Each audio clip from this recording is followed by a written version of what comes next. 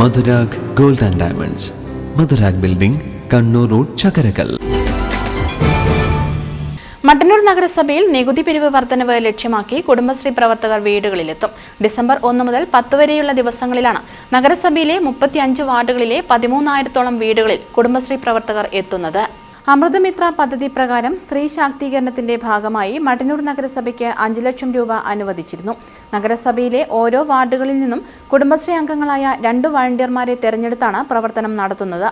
ഇതിനൊപ്പം കുടിവെള്ളം നൽകുന്നതിന് ഗുണഭോക്താക്കളെ കണ്ടെത്തുന്നതിന് സർവേയും നടക്കും. കുടിവെള്ളം ആവശ്യമുള്ളവരുടെ വിവരങ്ങൾ ശേഖരിച്ച് നഗരസഭയ്ക്ക് കൈമാറും. വളണ്ടിയർമാർക്കുള്ള പരിശീലനം CDS ഹാളിൽ വെച്ച് നടന്നു. നഗരസഭാ ചെയർമാൻ N. ഷാജിദ് ഉദ്ഘാടനം ചെയ്തു. നികുതി വരുമാനം വർദ്ധിപ്പിക്കാനുള്ള പദ്ധതികൾക്കാണ്. ഏതൊരു തദ്ദേശഭരണ സ്ഥാപനത്തിൽ നിലനിൽക്കണമെങ്കിൽ എന്ത് വേണം? നികുതി വരുമാനം കൃത്യമായി ലഭിക്കണം. ഇല്ലെങ്കിൽ നമ്മുടെ നാട്ടിലെ പൊതു ടാപ്പുകളുടെ വാടക കൊടുക്കാൻ കഴിയില്ല, തെരുവുകളങ്ങൾ കത്തൂല, റോഡ് താറ് ചെയ്യില്ല, അംഗൻവാടികളിൽ പോഷകാഹാരം കിട്ടൂല, ഡയാലിസിസ് സെന്ററിൽ ഡയാലിസിസ് നടക്കില്ല, ഭിന്നശേഷി കുട്ടികളെ പഠിപ്പിക്കുന്ന ബഡ്സ് സ്കൂളിൽ അധ്യയനം നടക്കില്ല. ഇതൊക്കെ നടക്കണമെങ്കിൽ എന്ത് വേണം? വരുമാനം. ആ വരുമാനം വർദ്ധിപ്പിക്കാൻ ആവശ്യമായിട്ടുള്ള പ്രവർത്തനങ്ങൾ നഗരസഭകൾ ചെയ്തുകൊണ്ടേയിരിക്കുന്നുണ്ട്. ഇപ്പോൾ നികുതി പിരിവിന് ആവശ്യമായിട്ടുള്ള ക്യാമ്പുകൾ സംഘടിപ്പിക്കുന്നു.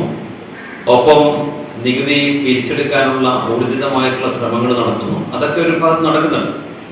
ഇതിനെ എങ്ങനെ സ്ത്രീ ശാക്തീകരണവുമായി ബന്ധപ്പെടുത്താമെന്നാണ് നമ്മൾ ആലോചിച്ചത്. അപ്പം അതിന് അമൃതമിത്ര പദ്ധതിയിൽ നികുതി പിരിവ് അല്ലെങ്കിൽ നികുതി പിരിച്ചെടുക്കാനുള്ള പ്രവർത്തനങ്ങൾക്ക് ഒരു പദ്ധതി ആവിഷ്കരിക്കാൻ വേണ്ടി പറഞ്ഞു. അങ്ങനെ അതിന് നമുക്ക് അമൃതമിത്ര പദ്ധതിയിൽ സെൻട്രൽ ഗവൺമെൻറ് അംഗീകാരം തന്നു നമ്മുടെ നഗരസഭയിൽ.